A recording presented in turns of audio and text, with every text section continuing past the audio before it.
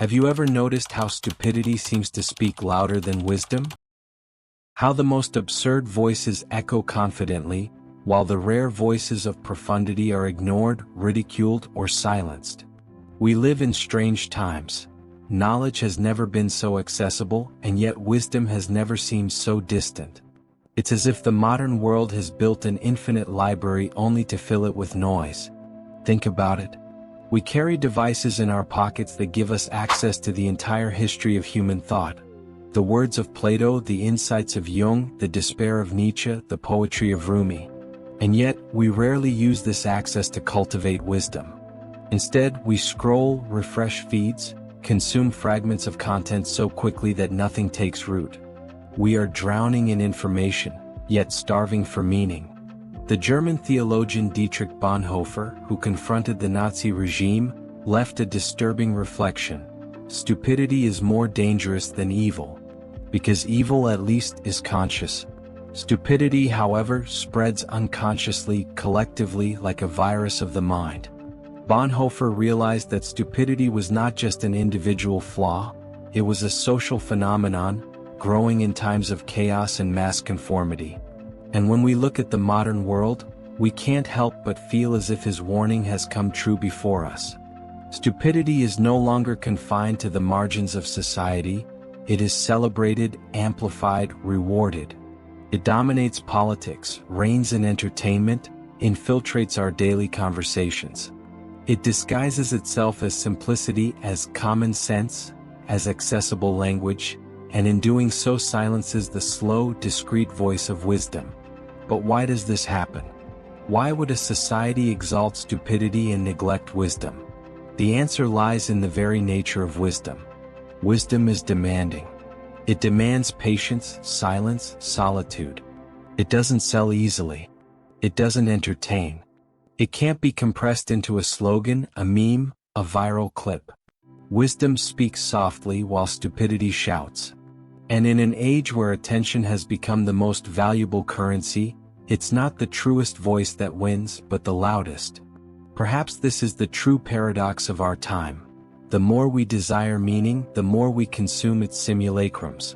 We confuse data with knowledge, opinions with truths, trust with competence. The result is a society in which noise replaces depth, and performance replaces authenticity. Ancient philosophers already feared this. Socrates warned of the danger of the crowd, of how the collective can corrupt the search for truth. He believed that wisdom arises from dialogue, from doubt, from the admission of one's own ignorance. But today, the simple act of questioning has been replaced by the pretense of certainty. Doubting is seen as weakness. Overthinking is labeled impractical, elitist, even arrogant. And so we arrive at a cultural paradox: the death of wisdom in the information age. A world that could have chosen reflection but chose distraction instead. A society that could have elevated thinkers but crowned influencers. But this isn't just a cultural critique. It's also a psychological diagnosis. Because behind the glorification of stupidity lies something deeply human: the fear of complexity. Wisdom is heavy. It forces us to bear contradictions, to live with paradoxes, to acknowledge uncertainty. Stupidity, on the contrary, offers quick certainties, immediate comfort, easy answers to impossible questions. And in an anxious world, who wouldn't choose certainty over doubt, entertainment over silence? The problem is that, by choosing this path, we lose something vital. Something fragile, ancient, irreplaceable. Wisdom doesn't die from a single blow, but from 1,000 subtle oversights. It disappears not because it's false, but because it's forgotten. We are facing a silent tragedy. A civilization that builds cathedrals of technology but kneels before the idols of stupidity. A society that venerates progress but abandons the very thing that could guide it: wisdom. Bonhoeffer's warning sounds more urgent than ever. Because stupidity, when exalted, is not just an individual failing. It becomes a historical force. It shapes politics, culture, relationships, and even our own inner lives. It determines what we see, what we believe, what we value. And when it spreads enough, there's almost no resistance left. So perhaps the real question is not just, why does the modern world exalt stupidity? But yes, what happens to us when wisdom dies? What kind of human beings do we become when we silence the voice that, for centuries, guided entire civilizations? This is the paradox we must face. A paradox that will lead us through the psychology of the masses, the illusions of the digital age, the culture of superficiality, and the consequences of a society that chooses the noise of stupidity over the silence of wisdom. And perhaps by facing it, we can begin to glimpse an answer, not in the noise of the world but in the silence within ourselves. Stupidity has never been so present, so visible, so celebrated. We live in a time when information abounds on all sides, but wisdom seems increasingly rare, silent, and forgotten. What Dietrich Bonhoeffer called the collective force of stupidity has become one of the most disturbing paradoxes of our modern world. The more access we have to knowledge, the further we move away from what truly gives meaning to life. In this video, we will explore why the modern world exalts stupidity and how it reveals the slow and silent death of wisdom. Let's explore the thoughts of philosophers, psychologists, and thinkers who each saw, in their own way, this risk that has now become a reality. If you are enjoying this video and reflecting on the subject, subscribe to the channel so I know you are enjoying it, and leave your like to help this video be delivered to more people. Bonhoeffer had an insight that seems almost prophetic. Stupidity is not, in essence, a personal weakness. It is not simply a lack of intelligence or knowledge. It manifests itself, above all, as a collective strength. A phenomenon that emerges when individuals abandon their critical thinking and allow themselves to be carried by the tide of the group. This view is disturbing because it shifts responsibility from the purely individual sphere to the social realm. It's not just about the undereducated or naive, but about what happens when human beings, en masse, surrender their autonomy of thought to pre-made narratives. The stupid, as Bonhoeffer said, don't act on their own, they are manipulated, convinced, and dragged along by greater forces. French psychologist Gustave Le Bon warned about crowd psychology in the 19th century. According to him, when individuals merge into a collective, they lose some of their rationality and become guided by primal impulses, emotions, and instincts. What would be criticized or questioned in private gains strength and legitimacy among the masses. What was absurd in an individual becomes convincing when repeated by millions. Carl Jung also touched on this point when he spoke of the collective unconscious, a force that transcends the individual mind and manifests itself in shared archetypes, symbols, and behaviors. When stupidity takes hold in a group, it becomes a kind of collective shadow, an energy that belongs to no one in particular but inhabits everyone simultaneously. In the contemporary world, this process is enhanced by digital networks. It has never been easier for shallow, simplistic, or even dangerous ideas to spread globally. Fake news, political slogans, conspiracy theories, all of these spread with the same logic described by Bonhoeffer. Not because people are incapable of thinking, but because they choose not to, delegating their judgment to the collective. This is where a crucial detail emerges. Collective stupidity always has a seductive appearance. It presents itself as common sense, as what everyone knows, as a self-evident truth that doesn't need to be questioned. It's precisely this apparent obviousness that makes it dangerous. When something seems too obvious, it stops being investigated. And when we stop investigating, we stop thinking. The Spanish philosopher Ortega y Gasset, in The Rebellion of the Masses, described this phenomenon by stating that the mass man is not defined by social class or education, but by his attitude toward knowledge. The mass man is one who is satisfied with easy explanations, who rejects complexity, and who, above all, refuses to acknowledge his own ignorance. It is this type of man who sustains the social force of stupidity. And see how this fits into the present. We live in a time when anyone can express an opinion on any topic, anywhere, at any time. The democratization of speech could be a gift, but in practice it has become a fertile ground for the strengthening of collective stupidity. Because when everyone talks, few truly listen. When everyone has an opinion, almost no one delves deeper. Bonhoeffer saw this danger amid Nazism, when millions repeated slogans, justified atrocities, and blindly submitted to an ideology. But his warning goes beyond that historical context.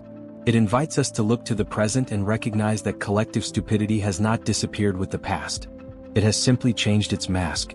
Today, it disguises itself in simplistic political discourse, in polarizations that transform adversaries into enemies, in opinions that don't hold water but go viral because they're easy to digest.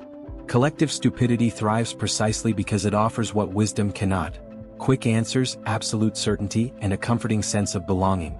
And herein lies the heart of the paradox. While wisdom demands solitude and effort, stupidity offers community and comfort. While wisdom reminds us that nothing is simple, stupidity reassures us with easy explanations. It's no surprise then, that the latter holds more appeal than the former in times of uncertainty. But the price is high. Because when a society surrenders to collective stupidity, it not only loses its ability to think, it also loses its freedom. After all, if we don't think for ourselves, who will think for us? This is the question Bonhoeffer left us, and it still resonates today. Stupidity is not just the absence of wisdom, it is the voluntary renunciation of thought. And when millions make this renunciation at the same time, culture itself becomes hostage to irrationality. We live in an age of information abundance. Never before has so much data been available, never before have so many facts been just a click away. And yet, this avalanche of information hasn't made us wiser. On the contrary, it seems to have made us more confused, more anxious, and more dependent on instant answers. The illusion of our time is to believe that information is synonymous with knowledge, and that knowledge is synonymous with wisdom. But it isn't. Wisdom is born of silence, of the slow digestion of experience, of contemplating life's contradictions. It cannot be rushed.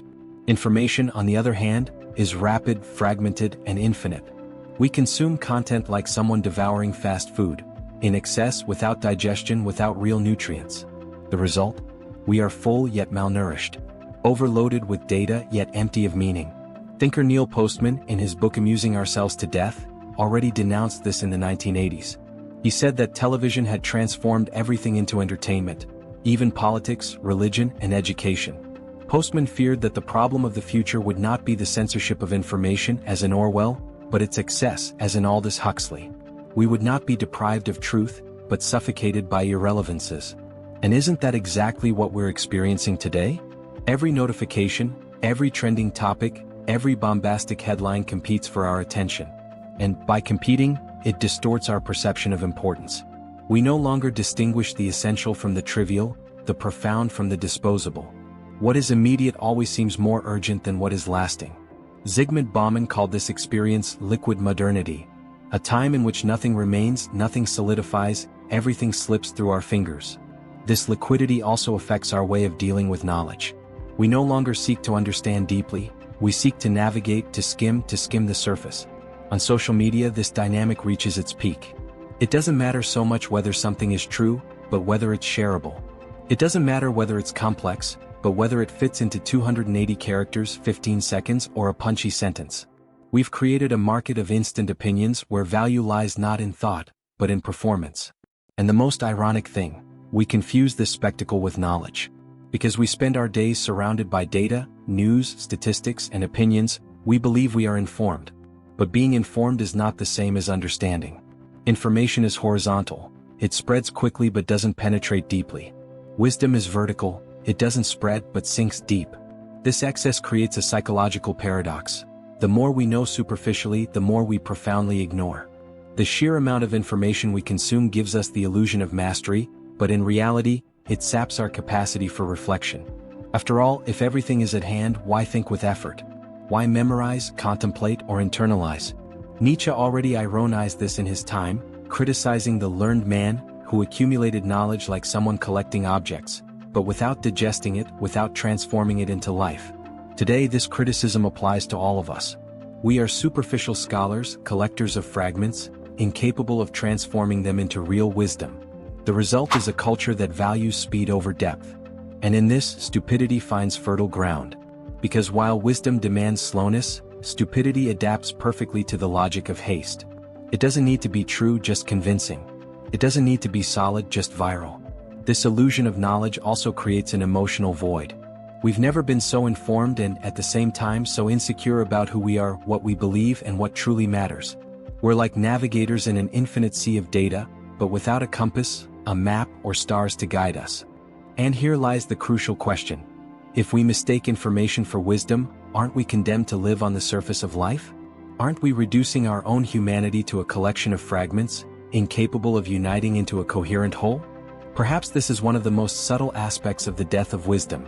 It's not that it has disappeared, but that it has been suffocated by an excess of voices, data, and distractions. Wisdom still exists, silent, hidden, almost invisible, but we no longer have the patience to seek it. And so, while we celebrate the information age, we forget that information without reflection is just another disguise for stupidity. We live in an age where surface has become more important than substance, where appearance is more important than essence and visibility more than truth. Modern culture has transformed life into a permanent spectacle, where we all perform for an invisible audience. On this stage, wisdom, silent and demanding, gives way to brilliant and immediate superficiality. Nietzsche in the 19th century had already intuited this tendency. He said that humanity constantly seeks to numb its existential pain with distractions, easy pleasures, and illusions. For him, truth is too heavy, and so we create stories, religions, and then, in modern times, worldly distractions to escape the weight of reality. Today his words sound like an X-ray of our time. We live in an age of constant entertainment, where every silence needs to be filled and every moment needs to be profitable. Modern psychology shows us that this movement has a biological root. Our brain is driven by dopamine, the substance of immediate pleasure. Every notification, every like, every new video triggers a microdose of satisfaction. But like any addiction, this pleasure requires constant repetition. We become trapped in a cycle of stimulus and reward, unable to tolerate boredom or sluggishness. And it is precisely at this point that the culture of superficiality establishes itself as a system. Social networks are built to capture our attention, and to do so, they need to offer quick, emotional, and easy-to-consume content. The consequence is that complexity becomes invisible. Long reflections are ignored, doubts are dismissed, and profound questions are replaced by easy slogans. South Korean philosopher Byung-Chul Han, in The Burnout Society, argues that we live in an age where the positivity of performance and can do anything exhausts us. Instead of immersing ourselves in silence, contemplation, and depth, we become accelerated beings, incessantly consuming and producing images. In this logic, the superficial is not just tolerated, it is exalted. And herein lies a psychological paradox. Although we are more connected than ever, we are lonelier. Although we are constantly entertained, we feel a growing emptiness.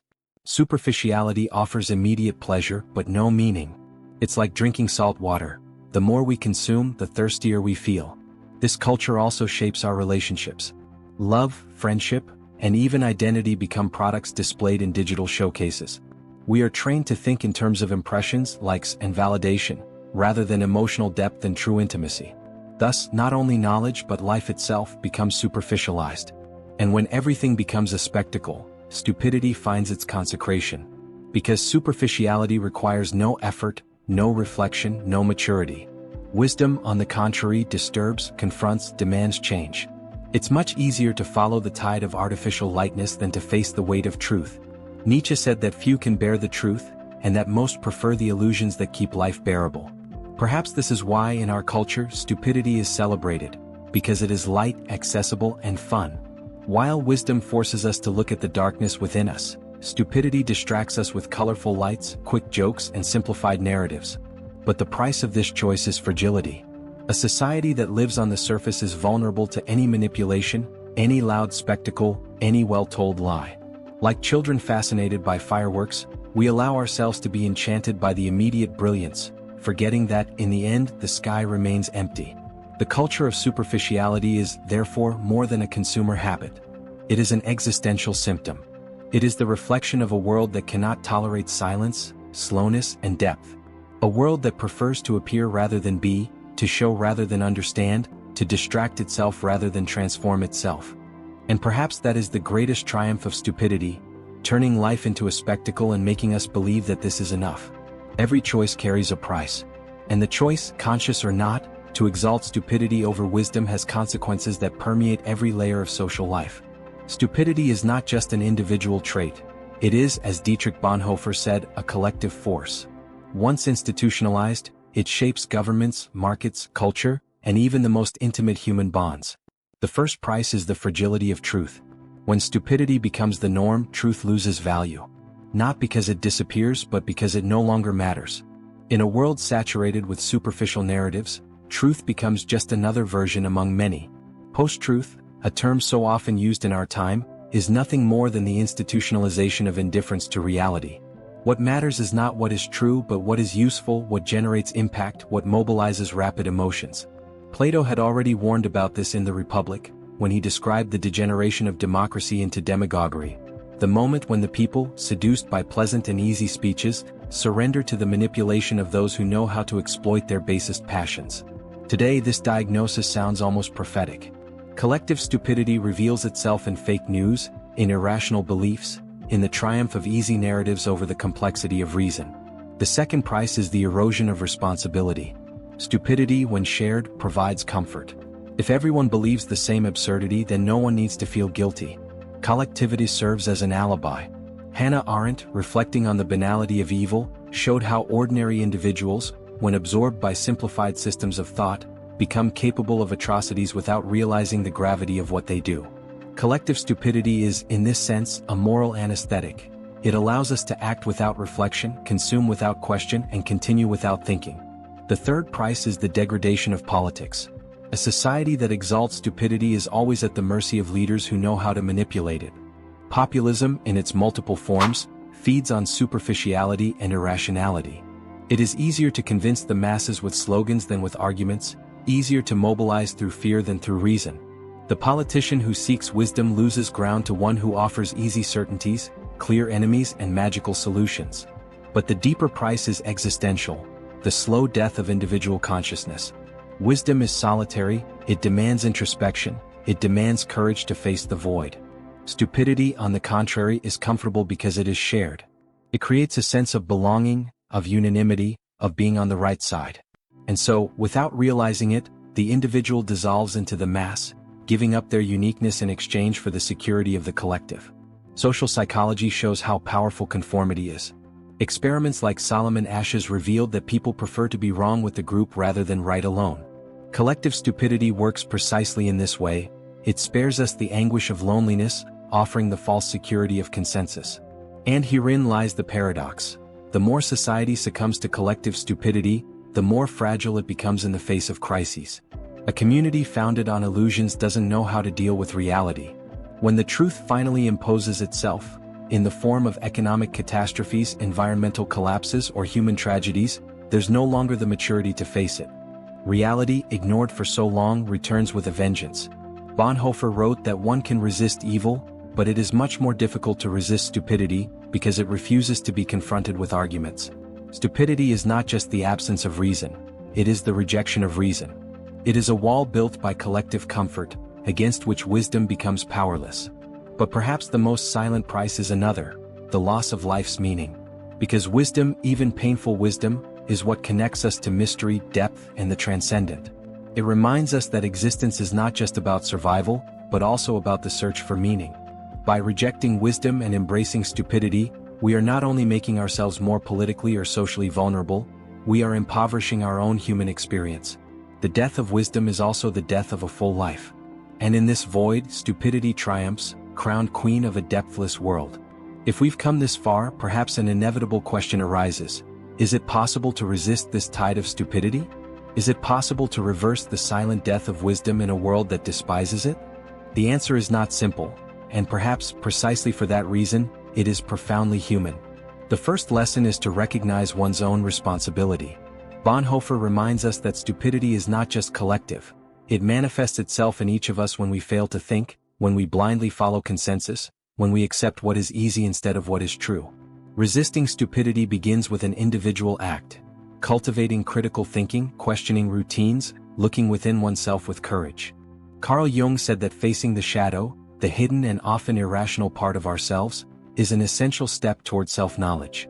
The shadow includes fears, prejudices, complacencies, and illusions that prevent us from thinking clearly. By confronting it, we become less vulnerable to collective stupidity, less susceptible to the easy answers society offers. The second lesson is to rediscover the value of slowness.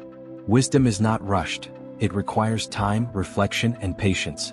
Reading rich texts, meditating on experiences, engaging in deep dialogue, these simple but rare practices are ways to cultivate resilience. It is patience with thought that allows us to separate the essential from the trivial, truth from appearance. Nietzsche asserted that a meaningful life arises from confronting suffering, paradox, and uncertainty. Wisdom is not comfort, it is clarity. And this clarity, even if uncomfortable, frees us from the superficiality that surrounds us. With each choice of reflection, with each decision to question, we take a step toward a more solid, more integral, more human inner world. The third lesson is to seek true connection. Not in the sense of popularity or appearances, but of authentic dialogue. Philosophy, psychology, and art have always been spaces of resistance to stupidity because they create bonds that require depth, empathy, and courage. Conversing with different minds, exchanging ideas without rushing, listening without judgment, these are acts that connect us with collective wisdom, the kind that isn't propagated in slogans but in shared experiences. The modern world, with its speed, pressure, and distractions, can suffocate us. But wisdom, though silent, continues to exist, hidden in books, reflections, moments of contemplation, and the courage to think for ourselves. It is not lost, it has simply been marginalized. And it is our responsibility to rescue it, cultivate it, and apply it to our lives, even if discreetly. Perhaps this is the greatest lesson from Bonhoeffer and the philosophers who preceded us. Resisting stupidity is not an easy collective task, nor a grand act of heroism. It is rather a daily decision. It is choosing to think when everyone else prefers to repeat. It is questioning when everyone else believes. It is remaining attentive when distraction dominates. And in doing so, we discover that wisdom is not just a distant ideal. It is practical. It is found in the choices we make, the dialogues we have, the courage to face our own minds. Recovering wisdom is, in a way, reclaiming our humanity. The ultimate paradox is that resisting stupidity doesn't guarantee applause or recognition. It often makes us invisible, lonely, and misunderstood. But it is precisely in this silence, this patience, and this commitment to truth that true freedom emerges. So, at the end of this reflection, perhaps it is time to ask yourself, what choices am I making today? Am I feeding superficiality and stupidity, or am I cultivating the wisdom that dwells within me? And if this video made you reflect, if it made you stop and look inside, remember, the journey to wisdom is personal, but it doesn't have to be lonely. Subscribe to the channel The Human Paradox and continue exploring with us the contradictions, dilemmas, and paradoxes that make us human. Because resisting stupidity is a silent but transformative act, and perhaps the most radical gesture of freedom we can practice in our time.